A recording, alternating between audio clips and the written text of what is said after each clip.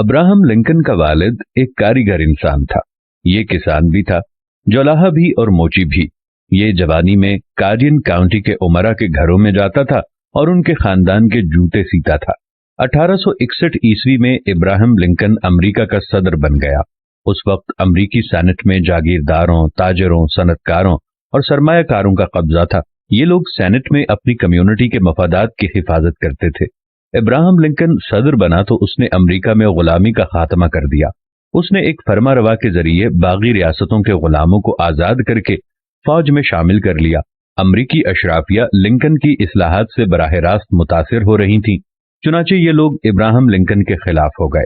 ये इब्राहिम लिंकन की शोहरत को भी नुकसान पहुंचाते थे और उसकी किरदार कुशी का भी कोई मौका जाय नहीं करते थे।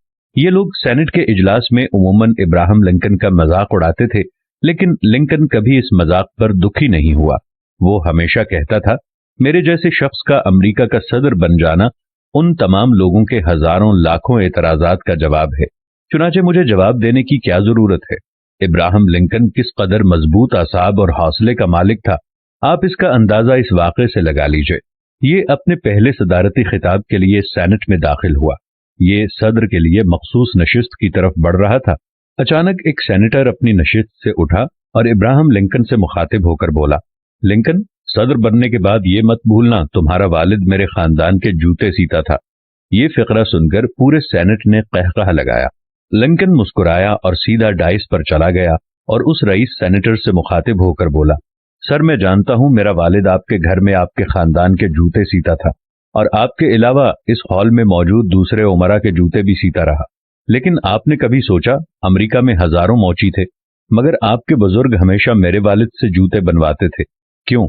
इसलिए कि पूरे अमेरिका में कोई मोची मेरे वालिद से अच्छा जूता नहीं बना सकता था। मेरा वालिद एक अजीम फनकार था। उसके बनाए हुए जूते महज जूते नहीं होते थे, वो उन जूतों में अपनी रूह डाल देता था। मेरे वालिद के पूरे कैरियर में किसी ने उनके बनाए हुए जूते की शिकायत नहीं की।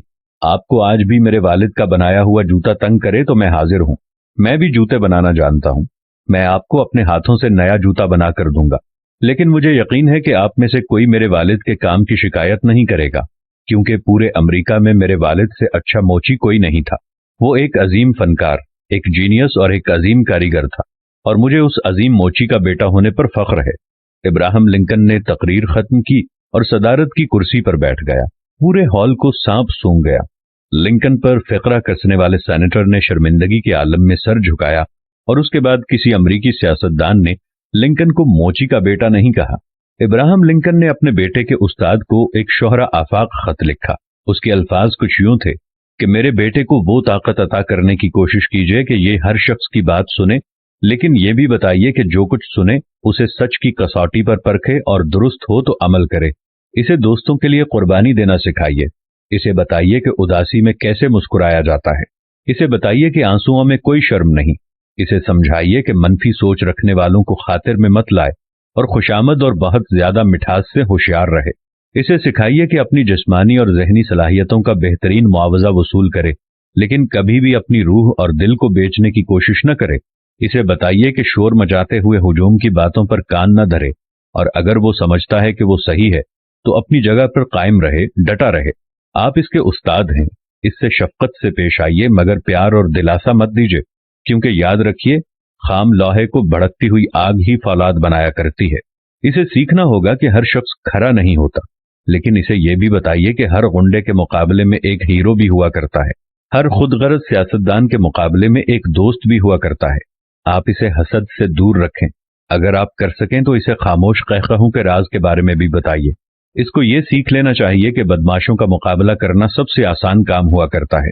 अगर आप बता सकें तो इसे किताबों के सहर के बारे में बताइए, लेकिन इसे इतना वक्त जरूर दीजिए कि वो आसमानों पर उड़ने वाले परिंदों के दायमी राज, शहद की मक्खियों के सूरज से ताल्लुक और पहाड़ों से फूटने वाले फूलों पर भी गौर कर सके। इसे बताइए कि स्कूल में नकल करके पास होने से फेल हो जाना ज्यादा बाइज्जत है। इसे बताइए कि जब सब कहते भी रहें कि वो गलत है तो अपने ख्यालात पर पुख्ता यकीन रखे।